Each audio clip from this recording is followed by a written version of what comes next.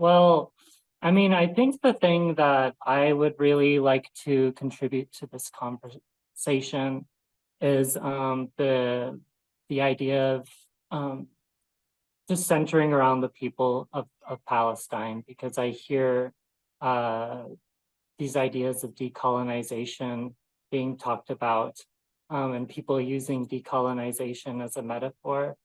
And I think oftentimes people lose that colonization centers around the people who are being colonized, the indigenous people.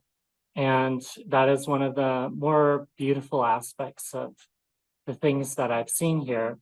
Um, and why it's tough to see like people building walls to protect their own land.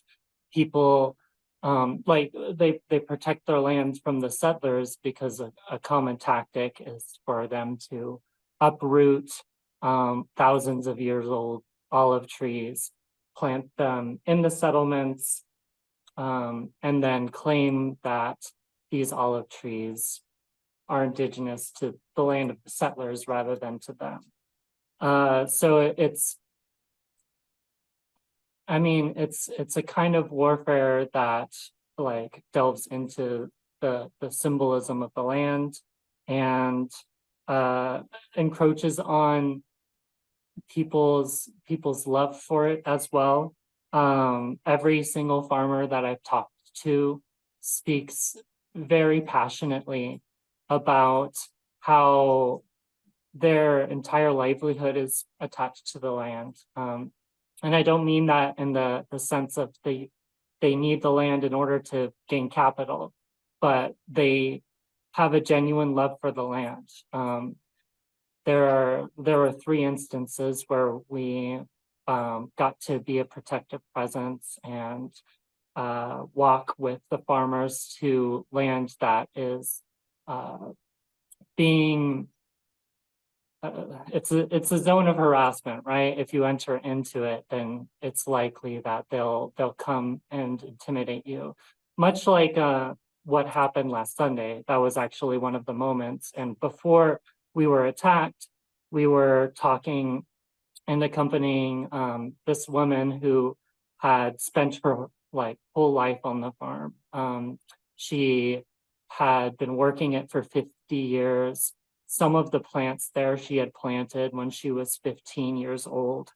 And she was beside herself. She was in tears because she saw that these plants were burned. She saw that they were poisoned.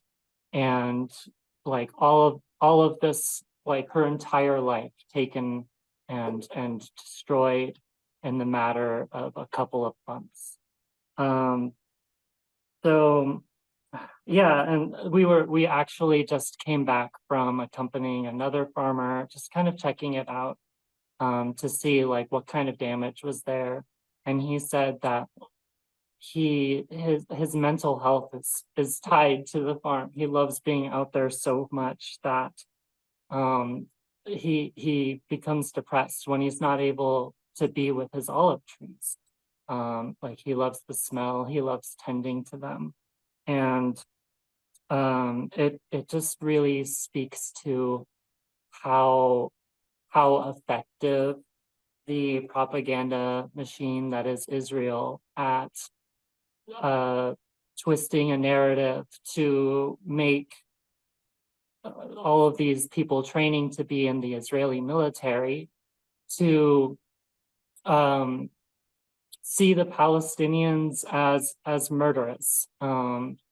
Dee, my friend, mentioned this a bit earlier, but the day after Sunday, we approached some of the military, and they told us that they had families, and that what we were doing wasn't right, and that the people we are helping are the danger. And we were sitting in the car with them right in that moment. Yeah, and it was really frightening actually. We were driving down the road, and all of a sudden a soldier popped around the corner with his gun raised, shooting his laser sight through the car.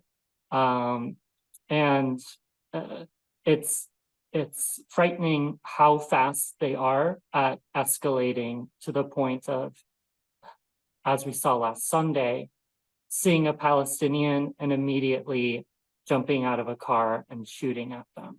And, you know, for the brief moment that the soldiers don't recognize us as internationals, they treat us like the same way for those 2 seconds before they see that we're clearly internationals. And it's harrowing. It's terrible. And it was pointed out, the bars behind me, those exist everywhere, and it's been cited that the Palestinians feel like they're putting themselves into cages because they have to protect their land.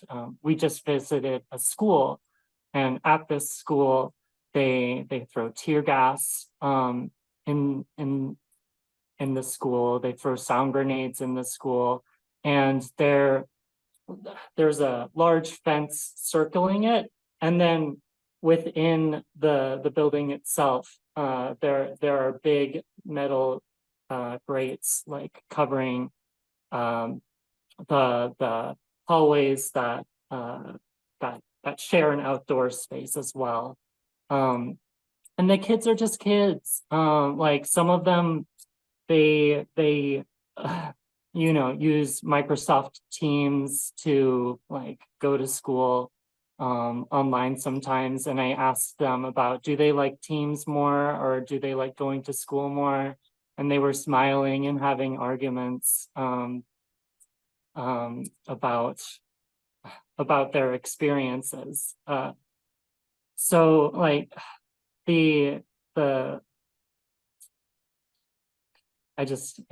I love seeing the children still being able to like be kids despite this, but just seeing the conditions that they live in is difficult.